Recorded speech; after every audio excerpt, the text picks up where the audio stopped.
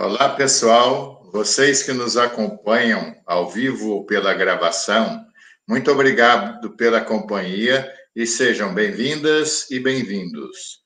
Estamos iniciando o último passo de nossa formação na economia de Clara e Francisco, que é parte da campanha contra a fome e pela inclusão social.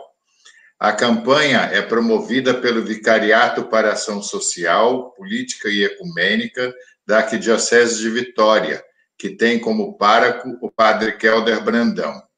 O conteúdo da formação é de responsabilidade do coletivo Estudos da Conjuntura, do qual faço parte.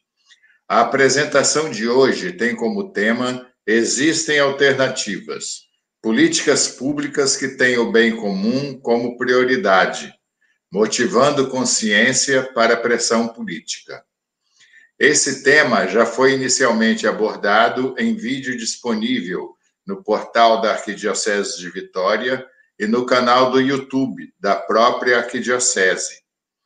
Participam hoje conosco, além de vocês, os nossos técnicos colaboradores, Alexandre, Daniela e Brunella, a quem agradecemos muito a gentileza e dedicação por nos acompanharem. E os apresentadores, Eliandra Fernandes, Edebrande Cavalieri e Arlindo Vilasque. Eliandra Fernandes é da Direção Nacional, pelo Espírito Santo, do Movimento do Sem Terra. Ela é formada em Serviço Social pela Universidade Federal do Rio de Janeiro e faz o curso de Licenciatura em Educação do Campo na área de Ciências Humanas e Sociais na UFES. Mora no assentamento Vale da Vitória, que fica em São Mateus, norte do estado. É produtora de geleias artesanais e participa de feiras do MST. Também é conhecida por Lia. Edebrande Cavalieri é professor titular da UFES e assessor para a formação na igreja e nos movimentos sociais, especialmente no campo da educação. E o professor Arlindo Vilasque é pesquisador por natureza e aprendiz por convicção. A gente inicia agora dando a palavra à companheira Lia, que vai apresentar a sua visão do tema. Lia, a palavra é com você. Boa noite a todos e a todas.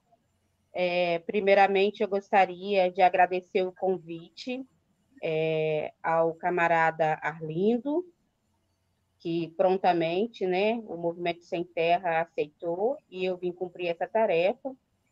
Gostaria de cumprimentar todos que contribuíram nesse processo, a Daniela, a Brunella, o Alexandre, que ouvimos o nome deles, durante todo o tempo da formação, o camarada Edebrande, que está aqui presente, e o Milton, então, que está nesse processo também de construção dessa formação. Então, é isso, já fui apresentada, meu nome é Eliandra, sou militante do MST, e viemos aqui falar um pouco da experiência do Movimento Sem Terra ao longo dos seus 35 anos de existência, no que se relaciona às políticas públicas voltadas para áreas de assentamento, no que tange a questão da comercialização. Então, falando um pouco de quem é o MST. O MST é o Movimento dos Trabalhadores Rurais Sem Terra, que aqui no Espírito Santo foi criado no ano de 1985, com a sua primeira ocupação de terra no norte do Espírito Santo, no assentamento que minha família veio para a ocupação, que é o assentamento Vale da Vitória. O Movimento Sem Terra, ele tem como princípio organizar as famílias que foram retirado tudo dela, que perdeu tudo menos a dignidade humana, as famílias que trabalham sem ter os direitos garantidos que moram nas favelas ou no assalariamento rural. E, a partir dessa organização, essas famílias vão para uma ocupação de terra. E essa ocupação de terra traz para as famílias muito o que vai ser falado aqui, essa ligação entre a formação da economia de Claro e Francisco, que é essa economia voltada para o bem comum. Então, o MST ele faz isso, ele faz a luta pela terra voltada para o bem comum da população que necessita da terra para produzir alimentos e trazer dignidade para a sua família. No campo, o MST defende e construiu ao longo dos anos o que nós chamamos de reforma agrária popular.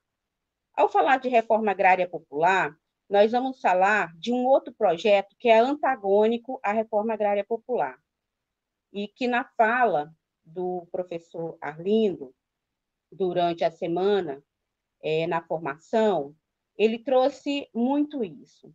Um outro projeto antagônico é o projeto do capital, é o projeto que o capitalismo desenvolveu também ao longo dos anos, que é um projeto voltado para o bem não comum, mas o bem individual, individual dos capitalistas, das empresas, de uma minoria que detém a riqueza, 6% da população que detém a riqueza de todo o restante da população do Brasil.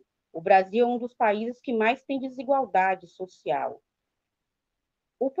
Quando eu falo em dois projetos antagônicos, então é o projeto do grande capital, do bem individual, e o projeto das organizações sociais, e aqui falando, então, do nosso projeto de reforma agrária popular.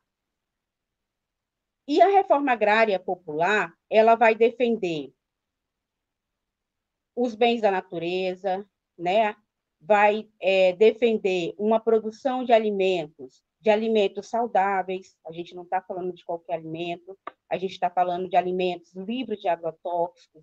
A gente vai defender o bem-estar dos indivíduos, dos homens e mulheres e crianças, de todos que moram no meio rural.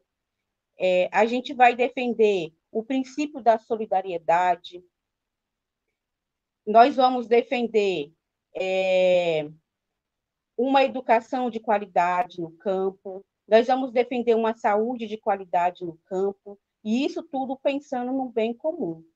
O projeto de reforma agrária popular já diz que não é só para o sem terra, não é só para aqueles que lutam pela conquista da terra, que muitas vezes é visto pela sociedade como uma corja de vagabundos, de baterneiros, né? Popular porque toda a sociedade precisa defender esse projeto, porque se o campo não produzir, não ter a distribuição da terra, se a terra ficar só na mão dos latifúndios, não vai ter alimentação saudável para a população urbana. O IBGE já mostrou e comprovou nos seus estudos que 70% da comida produzida no Brasil é produzido pela agricultura familiar, e isso inclui também os assentados e assentadas, né? Então, o popular ele tem esse caráter de ser um projeto para o campo e também ser um projeto para a cidade. No entanto, com essa crise, né, que todos nós temos observado, que a gente chama de crise estrutural do capital, que essa crise ela é uma crise que também está ligada à crise à crise ambiental, à crise sanitária, com essa questão do coronavírus, da Covid-19, que se instala no mundo inteiro, que é uma pandemia, vai mostrando a debilidade do Estado em atender a classe trabalhadora, a população como um todo.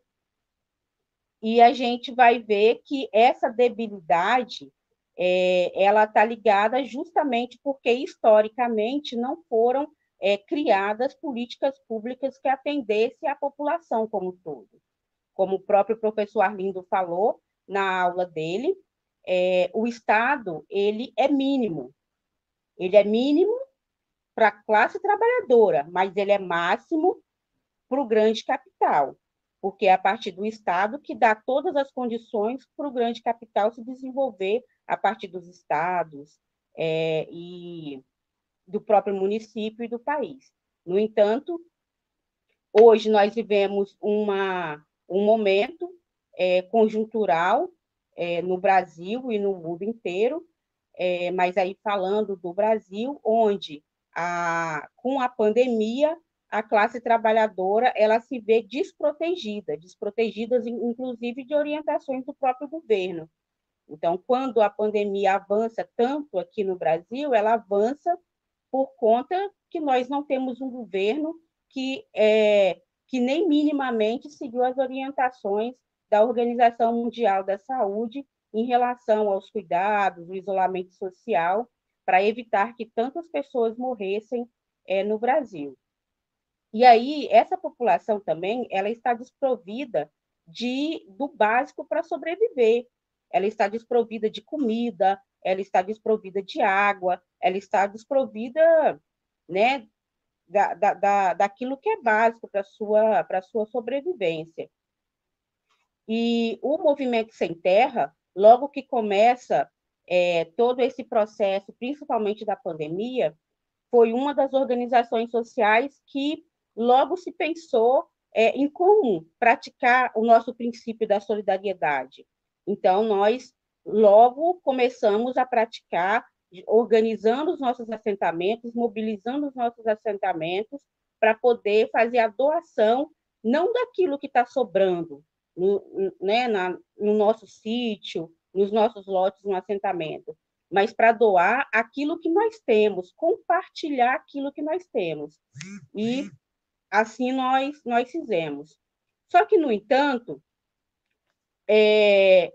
a gente foi dialogar que não tinha políticas públicas antes da pandemia e nem na pandemia que desse conta de comprar os alimentos dos movimentos sociais para poder os municípios, os governos, doarem para as famílias que precisam. A partir disso, a gente começou uma luta, porque das políticas públicas que existia antes, se falando do PAA, que é o Programa Nacional de Aquisição de Alimentos, que foi um programa construído a partir dos governos democrático popular, que deu muita condição dos trabalhadores do campo, do MST, e outras organizações produzir alimentos e o Estado comprar, porque então essa é uma prática interessante do Estado de produzir essa ação com os produtores e as produtoras, para que eles produzam e o Estado compra para poder fornecer para as famílias que precisam na cidade, para as entidades, que quando acaba os governos democráticos, corta todas as políticas públicas existentes que tinha do governo federal. E aí eu estou falando do PENAI, das políticas de crédito, como eu falava antes, né, na nossa conversa, não existe uma política de crédito para os trabalhadores e trabalhadoras do campo voltada para a produção de comidas orgânicas, agroecológica, é tudo um pacote já pensado dentro dessa tecnologia aí que está ligada à questão dos venenos, dos agrotóxicos. E essa também é uma luta, que a gente quer produzir alimentos, mas a gente quer produzir alimentos saudáveis. Então, a gente se vê numa situação que os governos não têm políticas públicas para os trabalhadores e trabalhadoras do campo. E essa é uma realidade.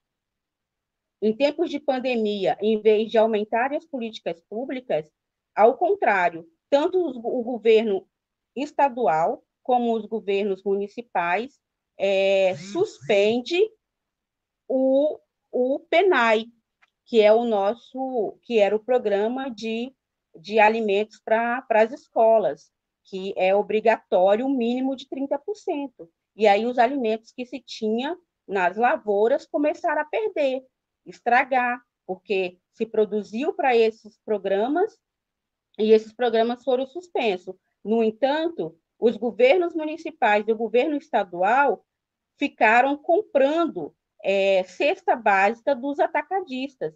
Quem mais ganhou nesses tempos de pandemia foi os atacadistas, com as compras de cesta básica dos governos municipais e estaduais. E tivemos que travar uma luta para que alguns municípios retomasse a compra de alimentos pelo PNAE. Então, só finalizando, eu estou vendo que meu tempo está estourando, que o nosso grande desafio é a luta permanente para que existam governos que atendam a essa necessidade, que veja que no campo nós precisamos produzir alimentos e que a gente precisa de recurso para isso, que a gente precisa de canais que relacione a produção dos alimentos aqui, mas que também os governos comprem esses alimentos para poder ser doado ou repassado para as pessoas que precisam na cidade, para as entidades que precisam. Porque o que se faz, o que os governos fazem é o incentivo às monoculturas, principalmente no estado do Espírito Santo, as monoculturas de café e pimenta, que são produtos, que são commodities para poder ser mandado para fora do país. Não é alimentação, não é comida, né, que de fato as pessoas estão precisando. Nesse momento, inclusive, uma das únicas ações que o governo do estado fez para poder comprar alimentos da agricultura familiar, o MST e o MPA está avaliando, inclusive, que não compensa, porque os gastos é muito para poder a gente entregar em Vitória e o valor é mínimo. Então, tudo que se coloca para a agricultura familiar é muito regado, é com muita dificuldade, é de forma que inviabiliza a nossa ação de entrega, porque a logística é muito difícil e não é pensado coletivamente com as organizações do campo. Então, o MST ele vem defender a produção de alimentos e alimentos saudáveis e que esse alimento, de fato, consiga chegar na mesa dos trabalhadores e trabalhadoras da cidade.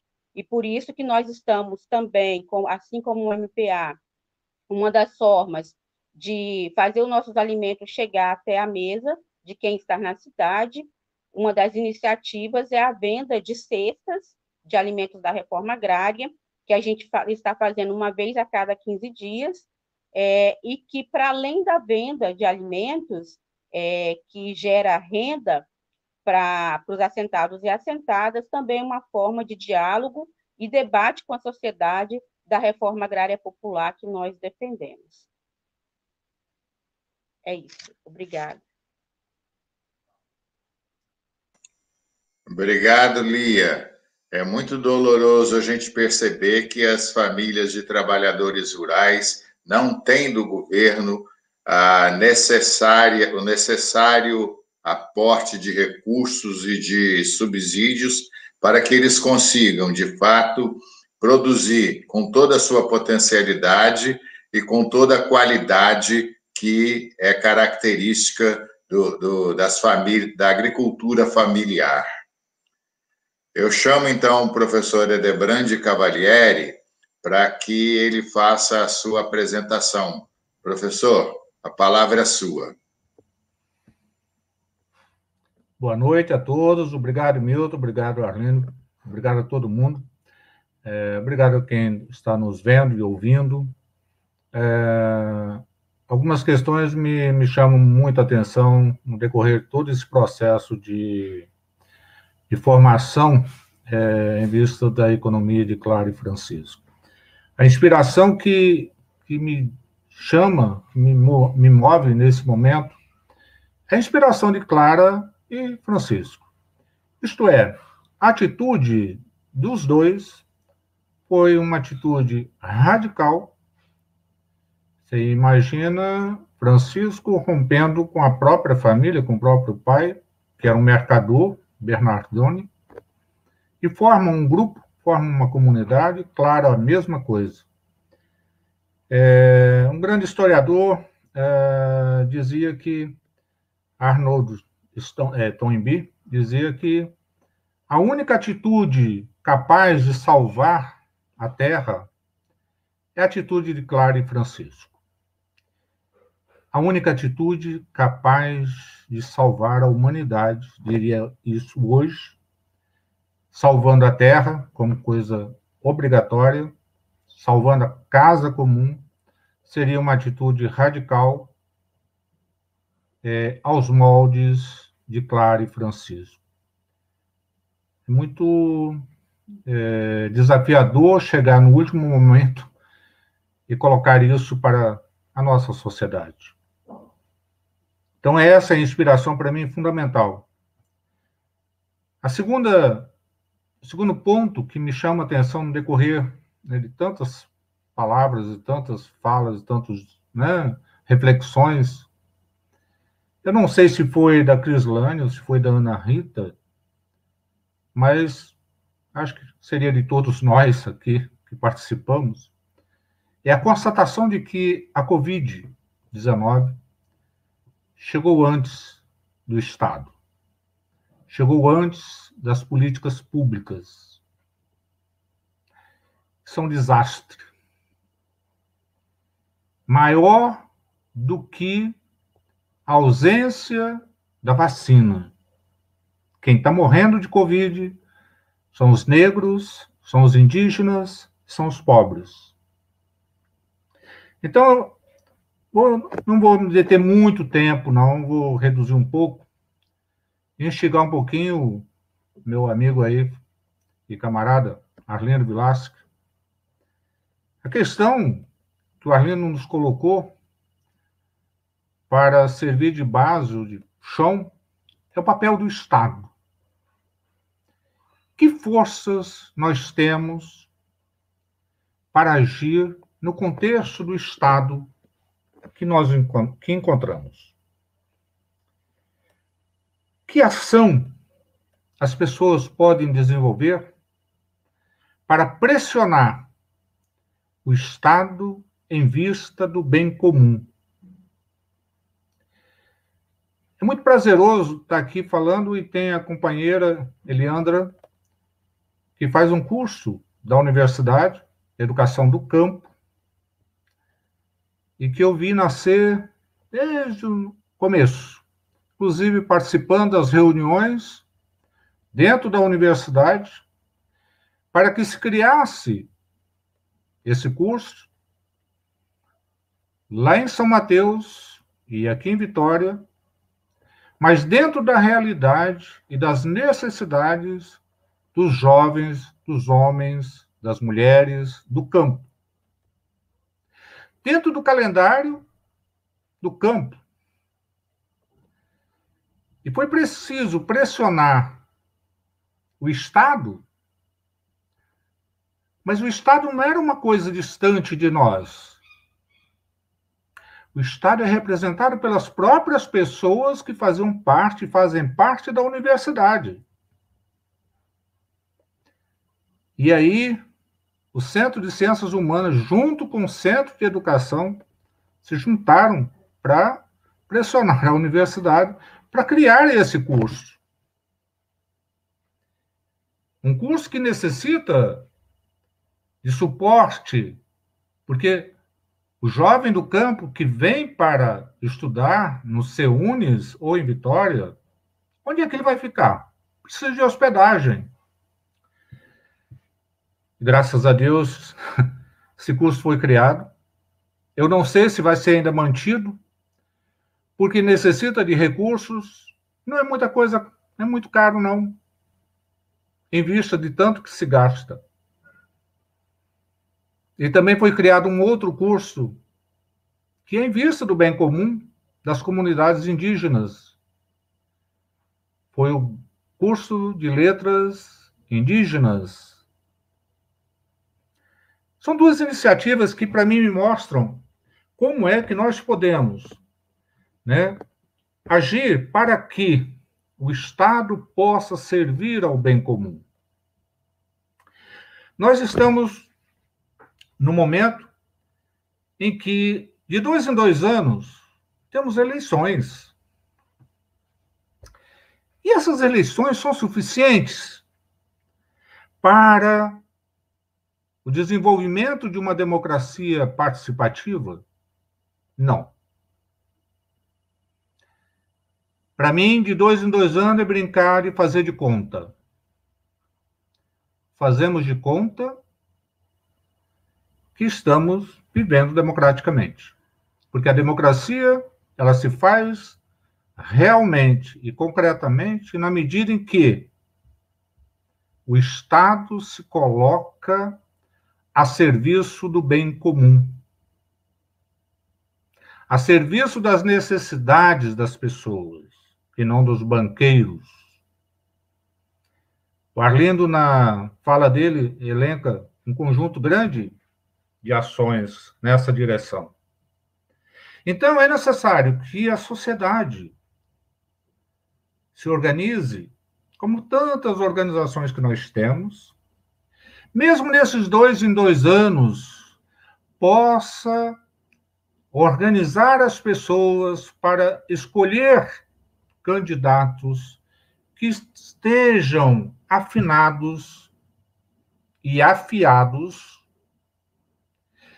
com uma democracia solidária e participativa, que esteja aberto, sejam pessoas abertas, vereadores, prefeitos, deputados, governadores, todo mundo, em vista de um Estado que sirva aos interesses do povo. Isso é sério, isso é importante.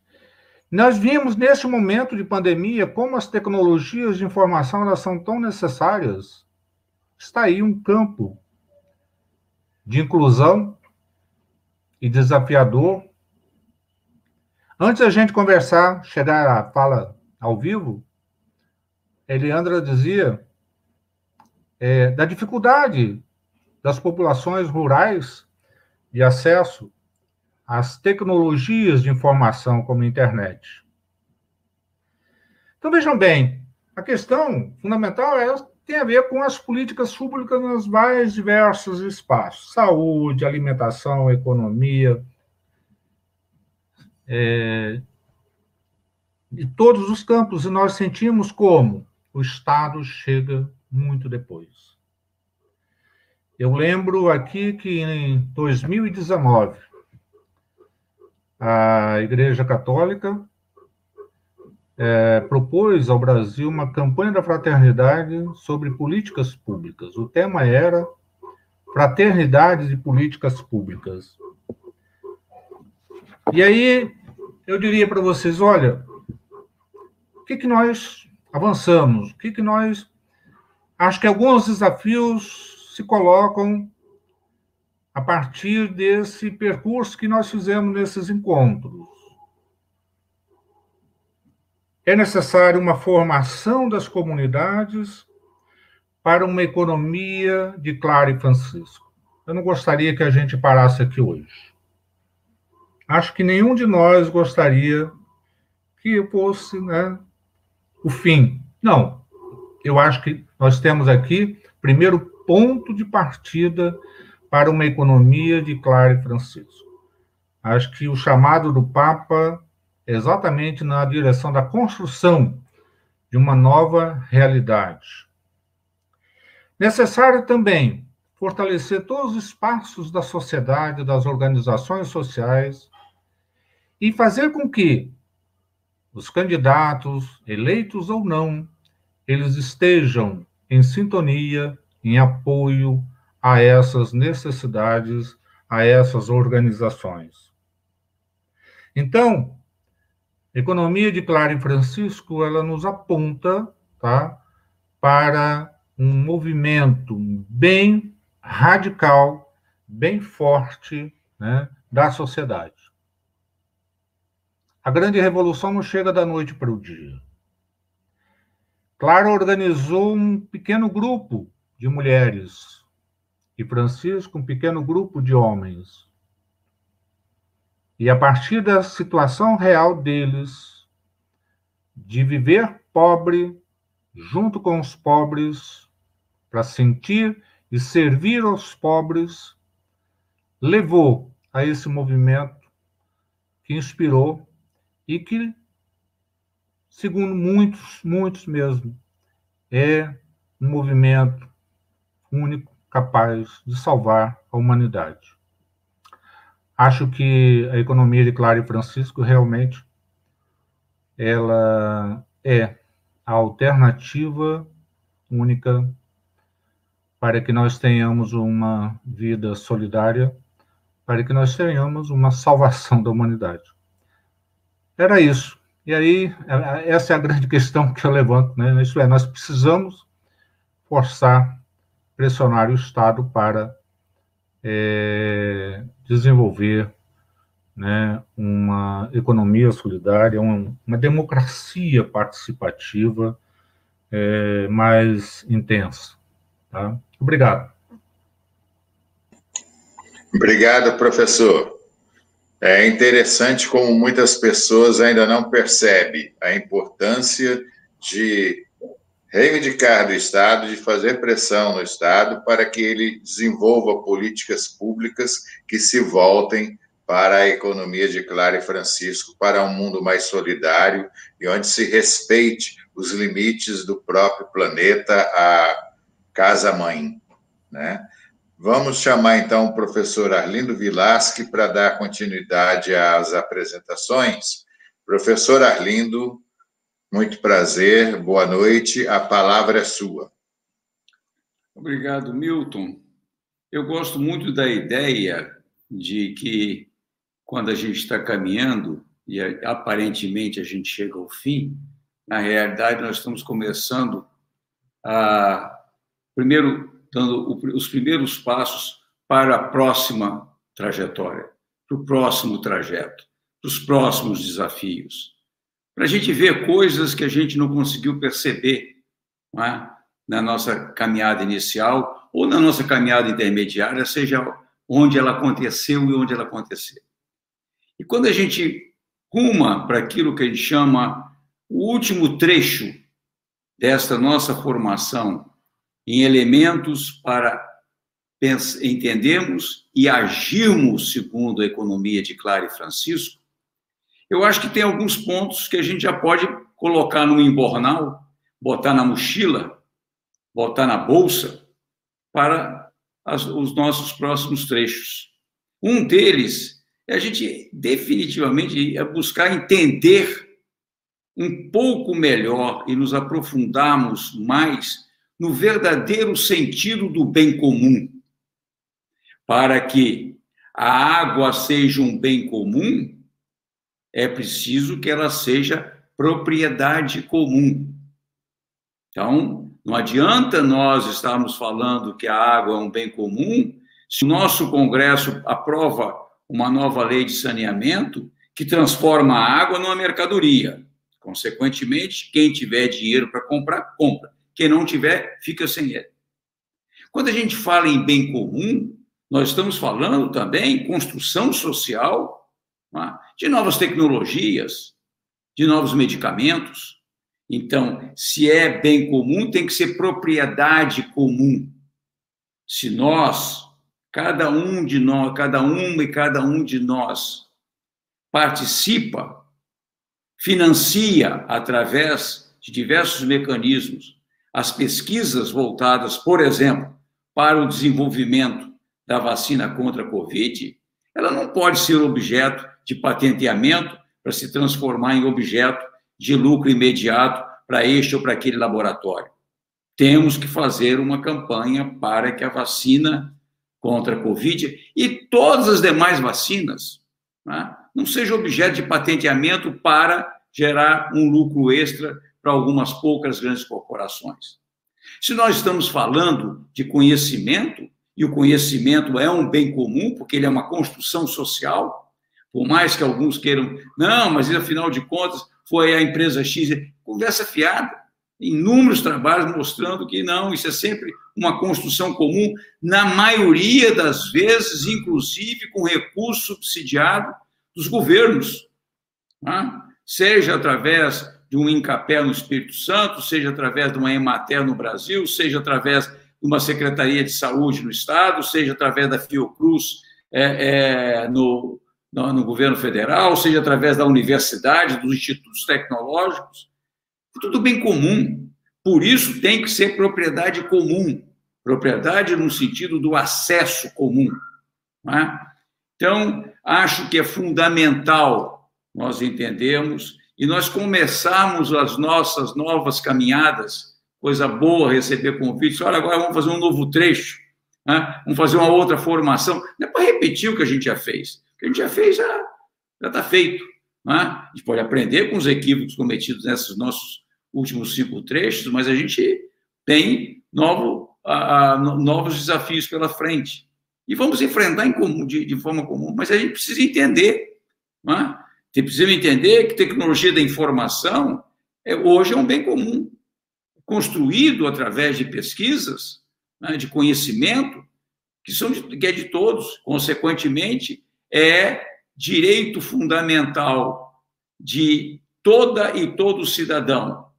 E, principalmente, se vocês me permitem, se a gente quer plantar futuro nesse país, é principalmente direito de todas e todos os crianças desse país, independentemente se eles moram num assentamento ou moram numa pequena propriedade do MPA, ou se habitam uma favela ou um bairro pobre na cidade, ter acesso à internet, ter acesso a computador, ter acesso a celular, hoje não tem nada de luxo.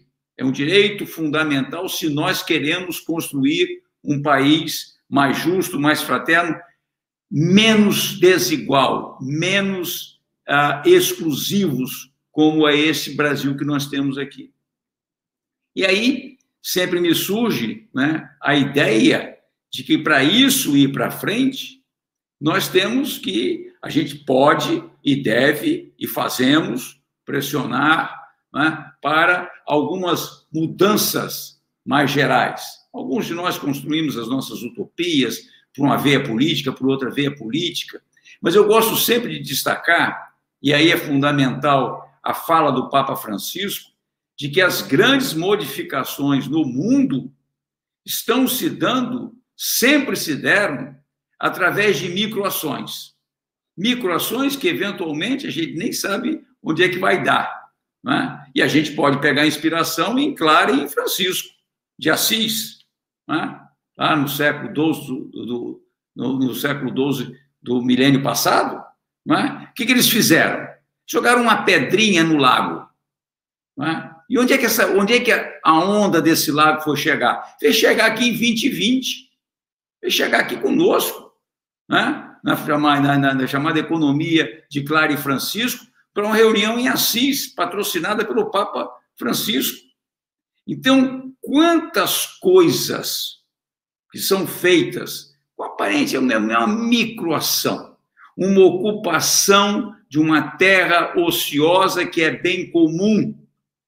É uma microação e que pode estar até num bojo, num projeto maior, mas demandou pais, mães dessas criaturas que hoje estão ocupando uma série desses assentamentos e fazendo uma verdadeira revolução na maneira de produzir, na maneira de socializar, na maneira de se educar, na maneira de tratar da sua própria saúde e dos outros, não é? Microação. Onde é que isso vai dar? Onde é que vai dar a microação da universidade hospedar a educação no campo? Onde é que vai dar a microação da universidade preocupada com as línguas nativas? Nós não sabemos.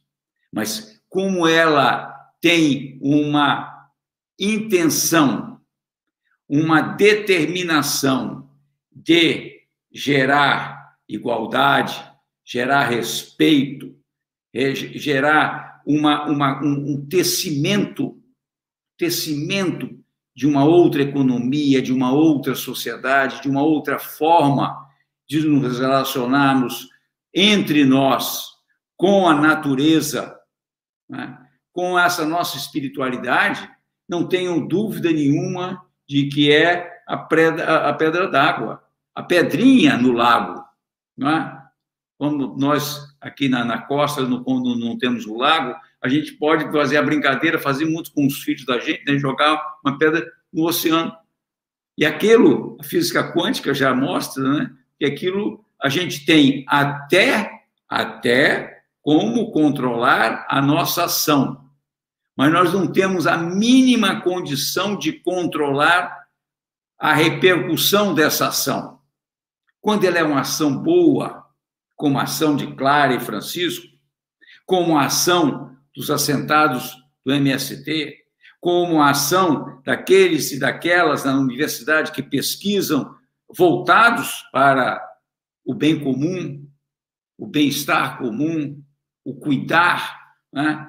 Todas essas ações são pedrinhas que a gente vai jogando e que vão tendo repercussões. E, às vezes, a gente tem a oportunidade de despertar para isso. Né? Vamos pegar a patrona e o patrono dessa nossa formação, ou desse que a gente está chamando de uma nova economia, Clara e Francisco, e como muito bem destacou o Edebrand, né? Olha lá atrás e olha a repercussão hoje. Quantas ações, como a Lia chamou a nossa atenção, né? No sentido de que uma pequena ocupação lá na penúltima década do século passado e que hoje produz, para nosso orgulho, produtos que geram saúde.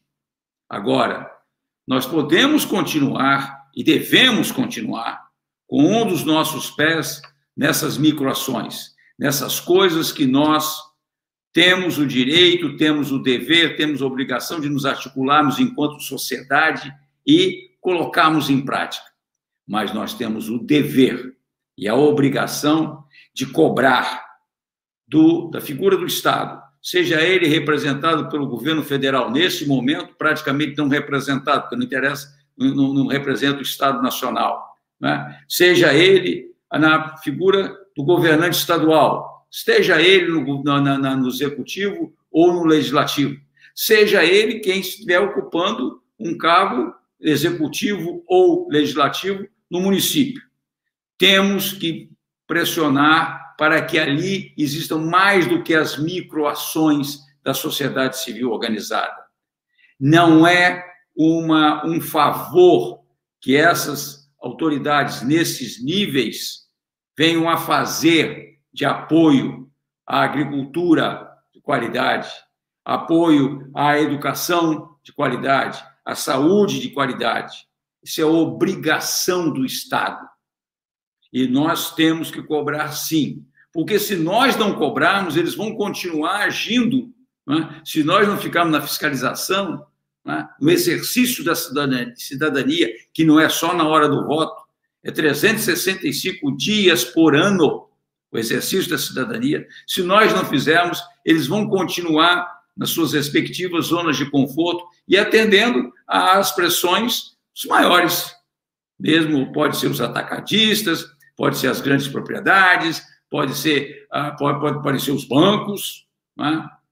Mas nós precisamos, e esta é a principal pauta da economia de Clara e Francisco, porque em economia de Clara e Francisco, nós repetimos e insistimos, não é uma nova teoria, não é um novo desejo, é algo que já está acontecendo há muito tempo e que, na maioria das vezes, são atitudes positivas, ações positivas, que não chegam ao noticiário do dia a dia, porque, afinal de contas, a essas grandes redes de comunicação o que só interessa mostrar a cínica Solidariedade S.A. A Solidariedade S.A., a solidariedade começa no coração de cada um e cada um de nós. E ela vai se repercutindo. E eu acho que é esta consciência, esse conhecimento comum que nós fazemos, seja numa formação, seja ouvindo falas do Papa, seja ouvindo falas de diversas denominações, sejam elas cristãs ou não cristãs, e que estão neste movimento, da busca de salvarmos a nós mesmos, porque antes do planeta desaparecer, desaparecemos nós enquanto espécie, enquanto sociedade que conhecemos. E nós merecemos muito mais do que isso. E eu acho que estes desafios não terminam aqui, não terminam com essa formação. Pelo contrário, gera uma pauta para outras caminhadas. Quem sabe, alguns de nós juntos. Quem sabe, cada um de nós conduzindo um sentido. Mas o importante é trilharmos novos caminhos. Os velhos caminhos, inclusive os velhos caminhos históricos, já deram no que deram. Praticamente um desastre mundial. E nós podemos e devemos, se for o caso, cometermos novos erros. É muito melhor cometermos novos erros do que persistirmos naqueles de antigamente. Obrigado, professor. Eu acho muito interessante essa ideia de que esses 5 encontros que a gente realizou são um primeiro passo que vão ter continuidade. Eu acho muito interessante isso. Não acaba. Ele é o primeiro passo e daqui para frente a gente pode dar, com certeza, outros grandes passos. Eu agradeço, antes de passar a palavra a vocês para suas despedidas, eu agradeço novamente a Daniela, a Brunella e a Alexandre, que gentilmente nos acompanharam e proporcionaram a realização dessa formação. Muito obrigado de coração. Palavra minha e também do Coletivo Estudos da Conjuntura. E eu volto agora a Lia para que ela apresente aí as suas conclusões e as suas despedidas. Lia, a palavra é sua. Oi. Eu até dei uma saidinha rapidinho ali no guarda-roupa, que eu achei muito oportuno. Nós fizemos uma festa aqui no assentamento Vale da Vitória, de aniversário dos 33 anos do assentamento. E a nossa camiseta foi justamente a frase do Papa Francisco: nenhuma família sem casa, nenhum camponês sem terra, nenhum trabalhador sem direito. Então, quando a gente fala do bem comum, que é a terra, e que os trabalhadores se desafiam a fazer a luta pela terra, que é algo que os grandes lutam tanto para ter sob o seu poder, nós vamos ter um hino da igreja, lá nos anos de 85, 86, que a gente cantava muito nos acampamentos, que dizia assim: a terra é de todos, disse Deus a Adão, toma e cultiva, tira dela o seu pão.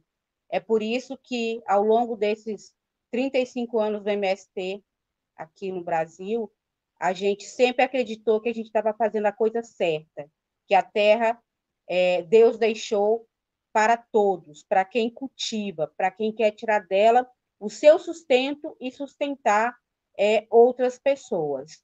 Então, eu só tenho a agradecer e dizer que nós estamos à disposição, o Movimento Sem Terra está à disposição para o que precisar, para as ações que a gente puder fazer juntos. Já estamos fazendo muita coisa.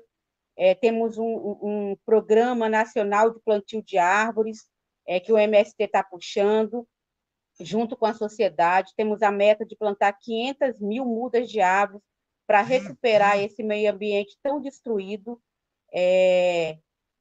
pelas grandes empresas, pelas monoculturas. Então, isso é uma ação de um bem comum.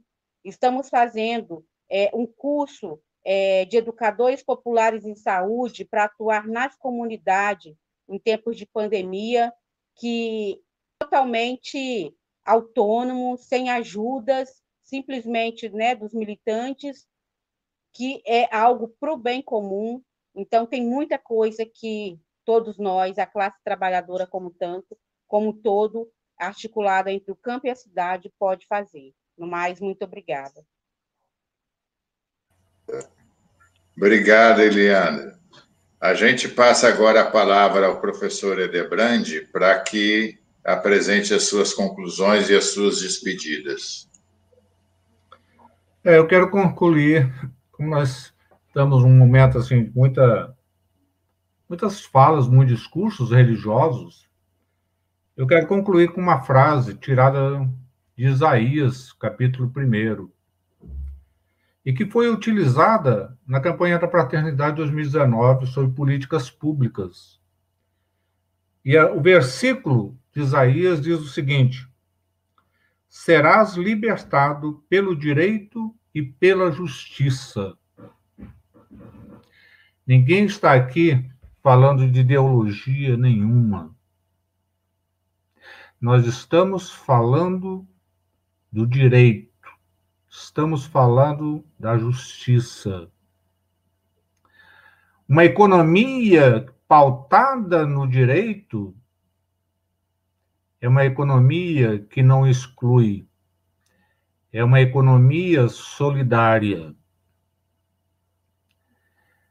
Uma terra pautada pelo direito é uma terra que não falta a ninguém.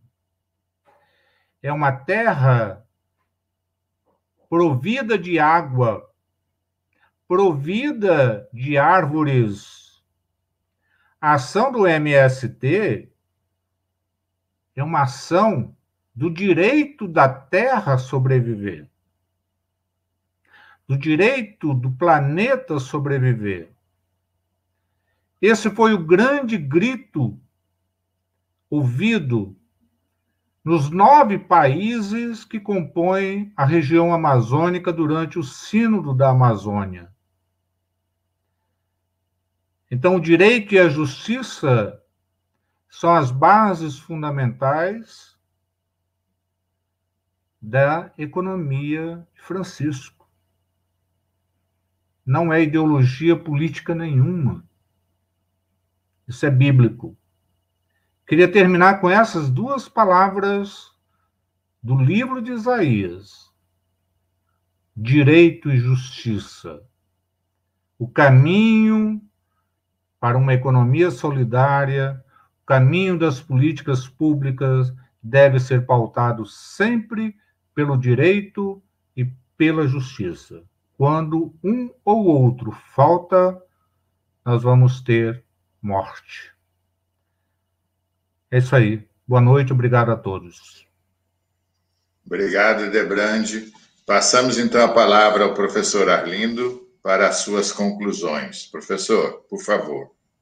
Não há conclusão.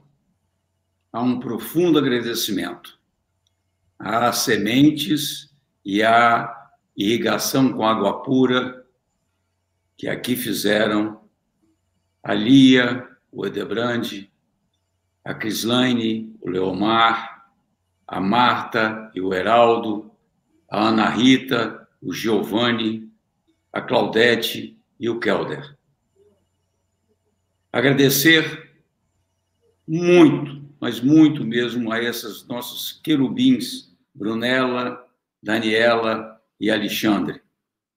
Agradecer ao Milton, que moderou todas as nossas lives.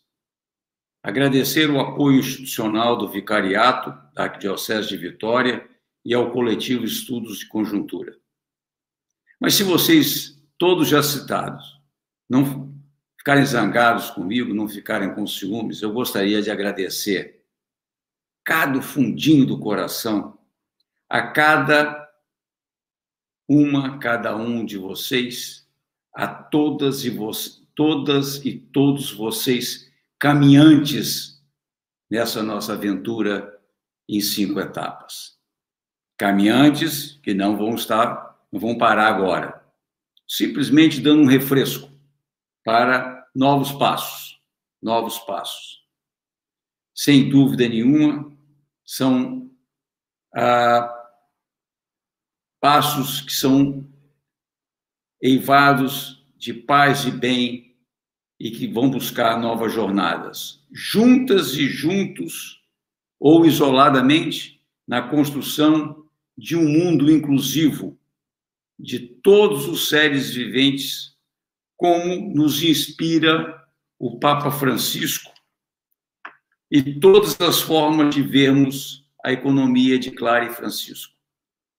Eu sempre insisto e gostaria de terminar lembrando que não existe uma economia de Clara e Francisco, existem interpretações da economia de Clara e Francisco, inúmeras interpretações. E eu acho que vale a pena a gente se expor a todas elas. Por tudo isso, paz e bem, muito obrigado. E a gente se encontra por aí. Obrigado, professor. E agradecemos também, todos nós, àqueles que acompanharam todas essas etapas, todas essas 5 etapas, e nos deram retorno e se preocuparam, e fica lançado o desafio. Vamos criar, vamos promover essa economia que tem várias interpretações, vamos promover essa economia de Clara e Francisco para construirmos juntos um mundo melhor. A todos, muitíssimo obrigado. A todas, muitíssimo obrigado. Até a próxima. Nos encontraremos com certeza por aí. Boa noite a todos. Boa noite. A todas.